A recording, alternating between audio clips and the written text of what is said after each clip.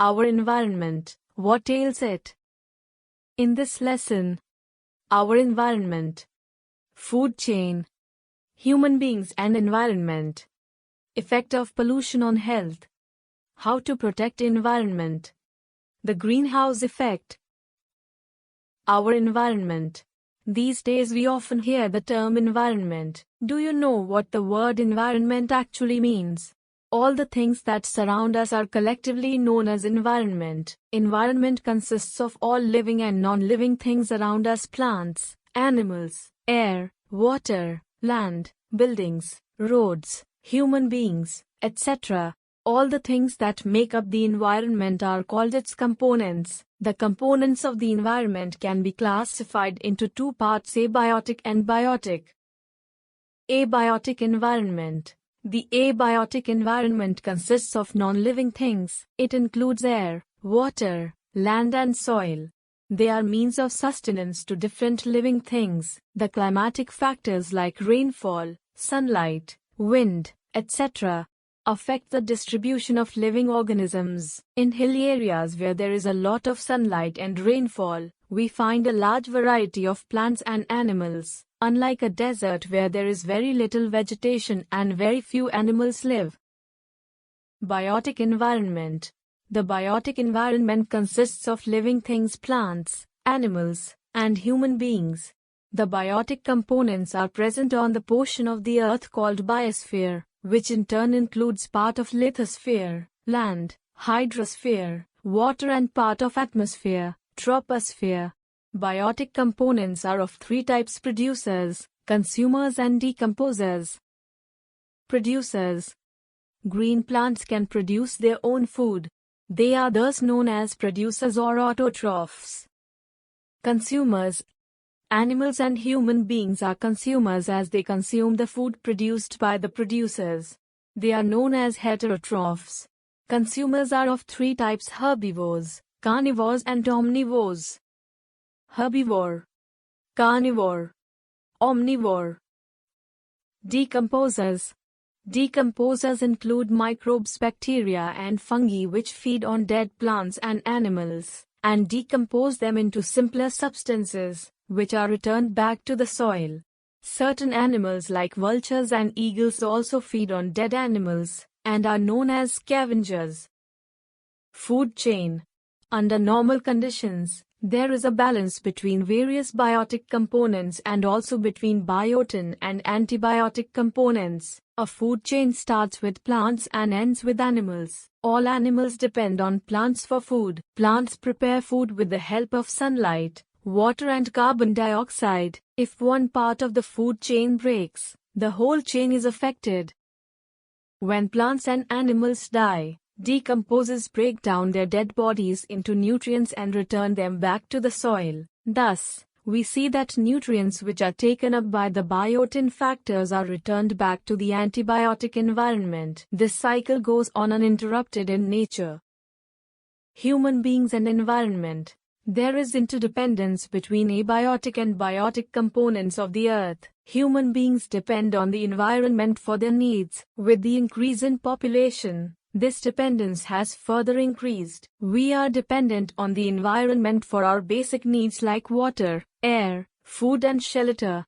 Over the years, human activities have brought about several harmful changes in the environment. There is less greenery as more and more forests are being cut down in order to build houses, factories, roads, etc. The pollution level is also on the rise. There is less fresh air to breathe. This is resulting in warming of the environment. Many species of animals and plants are becoming extinct because of pollution, hunting and destruction of their habitats.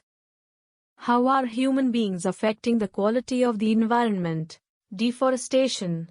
A large number of forests are being cut down for building houses, setting up industries, agriculture, etc. This has resulted in an imbalance in nature. Industrialization. More and more factories are being set up. The products manufactured by them have indeed made human life more comfortable, but the manufacturing process has adversely affected the quality of the environment. Toxic gases like carbon monoxide and sulfur dioxide are released into the atmosphere, causing air pollution. Industrial waste released in the water bodies causes water pollution. This not only kills aquatic plants and animals but is also harmful to human health. Increasing number of vehicles. The number of vehicles on the roads is also increasing with the increase in population. Due to this, harmful gases, smoke, etc., are released into the air. Vehicles not only cause air pollution but are also responsible for noise pollution through blowing of horns and noise of their engines. Dumping of wastes. Wastes such as plastic, glass bottles and metal containers cause land pollution. Excessive use of fertilizers and pesticides is responsible for causing soil pollution, air pollution, water pollution, noise pollution. Effect of pollution on health.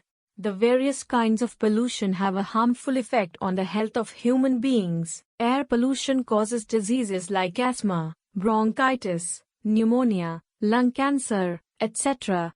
Water pollution can cause cholera, dysentery and typhoid. Soil pollution reduces the fertility of the soil, thereby reducing crop yield. How to protect our environment? Plant more trees. Industrial waste must be first treated before being dumped into water bodies. Factories should be shifted to the outskirts. Factories should have tall chimneys with filters to let out smoke and gas. Natural fertilizers should be preferred to chemical fertilizers. Reuse and recycle used and discarded materials like newspapers, plastics and metals into new, useful products. Save water and electricity. Use cloth and jute bags instead of plastic bags. Reuse and recycle.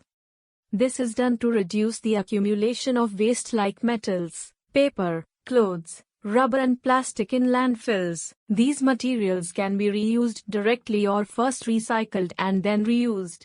Rubber. Used tires can be cut into shapes of swing seats, climbing frames, and rubber slippers or chappals. Rubber tubes are used to make jewelry items like beads, rings and bracelets. Old truck tires are recycled to make playground surfaces, pencil pouches and diary covers.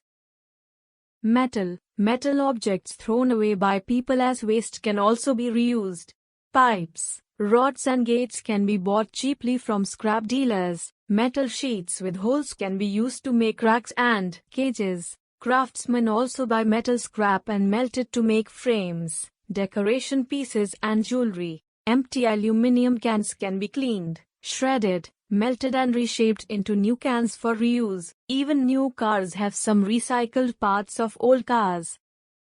The greenhouse effect.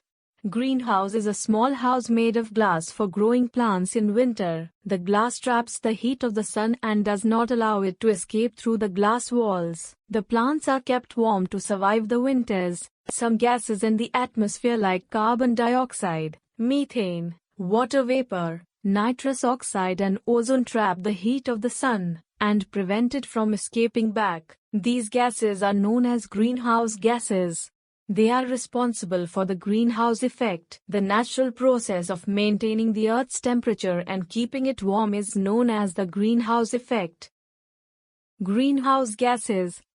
Greenhouse gases like carbon dioxide, nitrous oxide, methane, and water vapor trap the infrared radiations emitted back by the Earth when it cools at night. This causes a rise in temperatures across the globe. Carbon dioxide. For the last 100 years, the amount of carbon dioxide in the atmosphere has been increasing steadily. The main reasons for this are burning of fossil fuels and destruction of rainforests, which are the lungs of the Earth. Further increase in carbon dioxide levels will result in more heat trapped and increase in average global temperatures. Methane. Methane is a natural gas released by grass-eating animals upon digestion into the atmosphere. Animal waste or manure is also used as fertilizers. This releases more methane into the atmosphere. Methane also warms our planet. Water vapor. Water vapor accounts for 35–75% of greenhouse effect. Ozone. Ozone also traps heat and is found in the stratosphere.